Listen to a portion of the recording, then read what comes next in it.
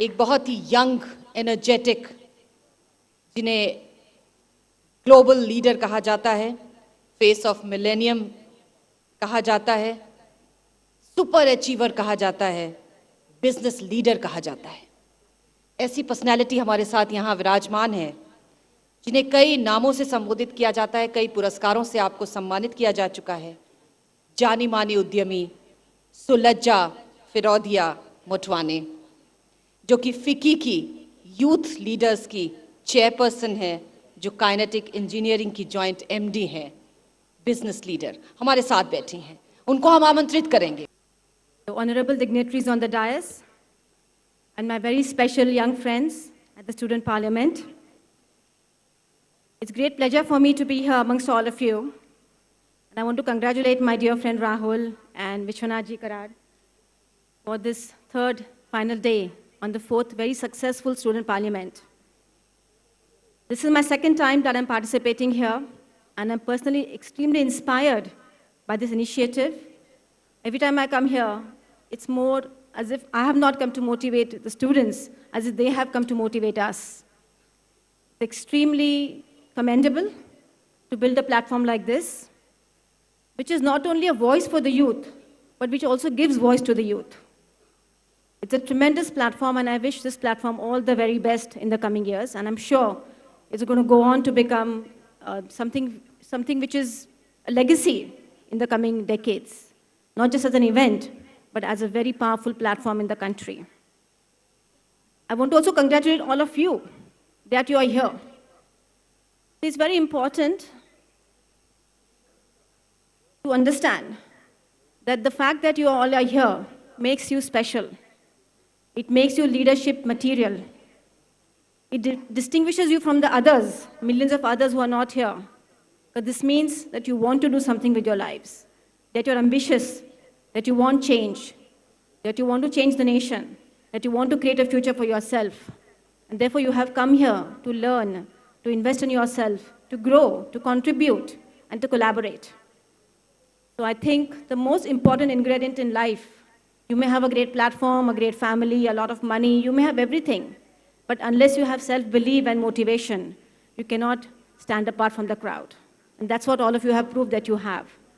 So I want to congratulate you for being here and wish you all the best in your coming years of your career, political career, your whichever career that you choose to move forward in.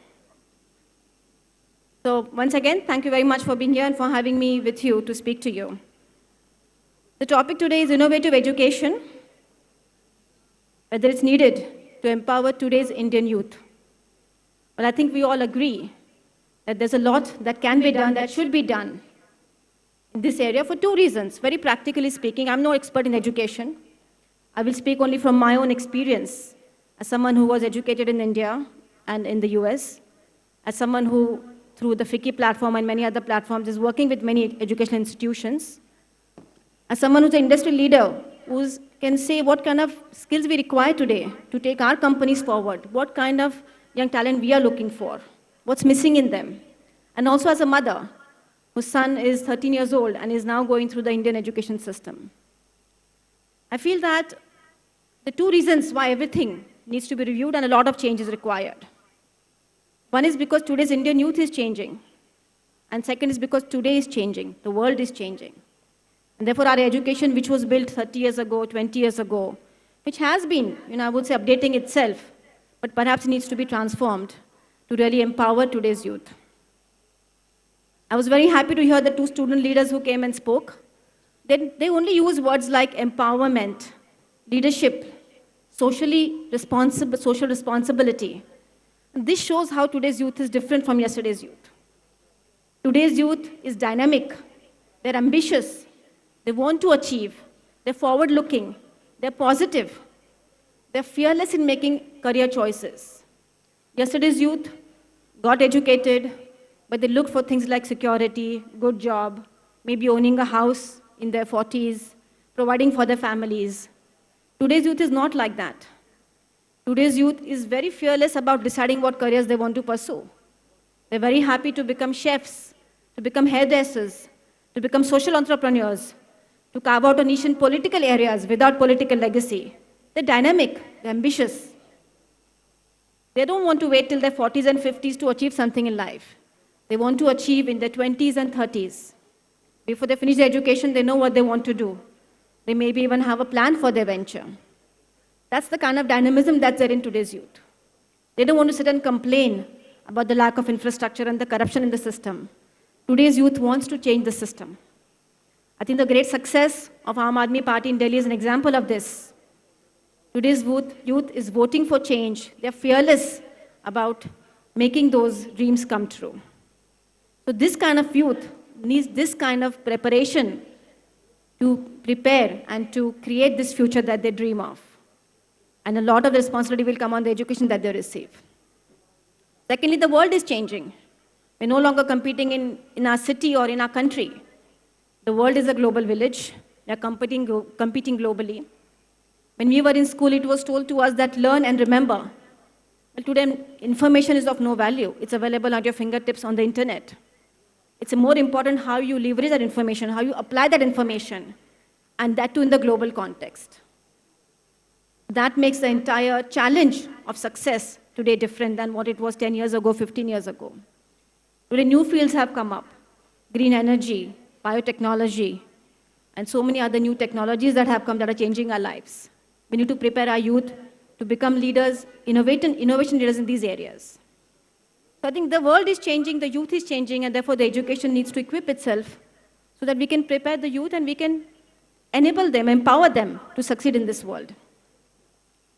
But I think it's more important, before we talk about what education can do, what innovation can be there in education, I think it's also important what innovation we need in receiving that education. As today's students, as today's youth, a great platter can be given to you of many different subjects, many good faculty, but it's more important what you absorb from it. If you go to college to please your parents and get a degree, you're going to get much less out of your education than if you go there to learn and to make yourself into a student with great potential. If you go to receive your education with an open mind, and you tap the opportunities that are ahead of you, you're going to get much more. The fact that you have come here today shows that you have that enthusiasm. So it's also important, not only what education we are given, but it's equally important what education we receive. What is our attitude to that education? Are we willing to go that extra mile to become physically fit? Are we willing to go that extra mile to participate in competitions? Are we willing to go to the extra mile to participate in events that are around us available in the society? And that is what will set you apart.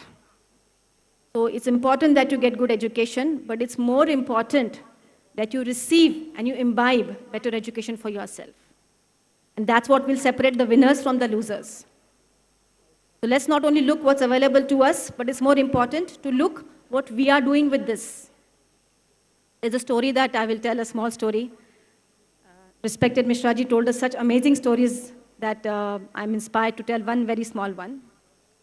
They said that in the jungles of Africa, every day a lion wakes up and starts running because if it cannot find the prey, then it will die of starvation.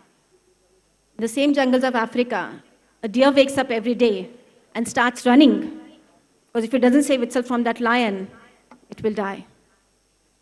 What it means is that in today's world, everyone has to be alert. Everyone has to run. Everyone has to put that extra effort to succeed. Whether you're a lion or you're a deer, it doesn't matter. What matters is your attitude.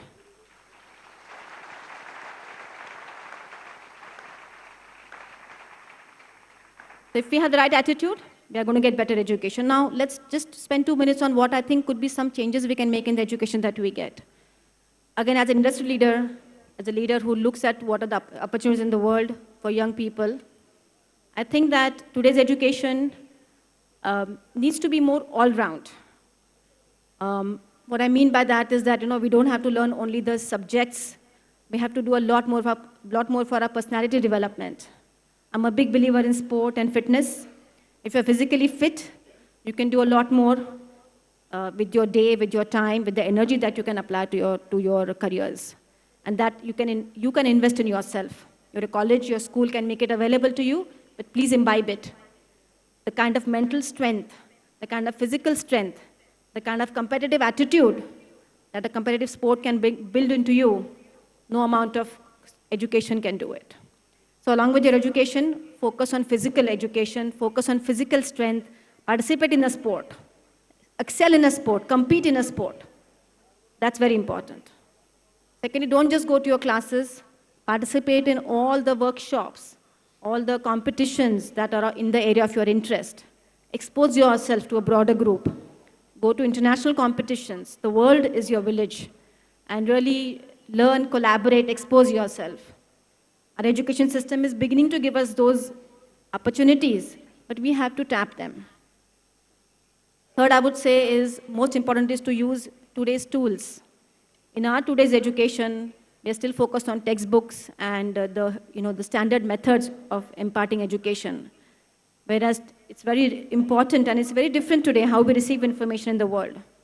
So digital learning, using IT tools, using search engines, using open source models for collaboration are very important.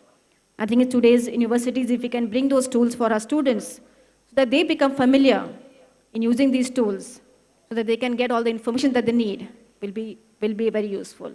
Again, coming back to you as students, you have to yourself also become IT savvy. Without technology today, you cannot equip yourself for a future tomorrow. My son, who's 13 years old, uses all kinds of handheld devices with full ease. And I think people like us, we are learning still. Though I think I'm quite good at it, but still there's a long way to go compared when I see the young students today. And last not but the least, I think it's equally important that we get practical exposure, that we look at group studies, we look at presentations, we look at experience-based programs, not just bookish knowledge. Interaction with the industry, participating in seminars, so that we can become all-round students. So I think these are the few changes if we make our education system. It can make us current, it can make us application-oriented, it can make us futuristic, it can make us globally competitive, it can make us tech-savvy, it can make us all-round individuals. But again, I come back to my point that even if all this is given to you, it's how you receive it is equally important. It's how much you invest in yourself is equally important. You can bring a horse to a pond, but you cannot make it drink water. So my message, my request, my appeal to all of you is that the world is your village. There are a huge number of opportunities. It's up to you, your self-belief, your motivation, your confidence, your ambition in how you tap all these and reach for the stars. So all the best to all of you. Thank you.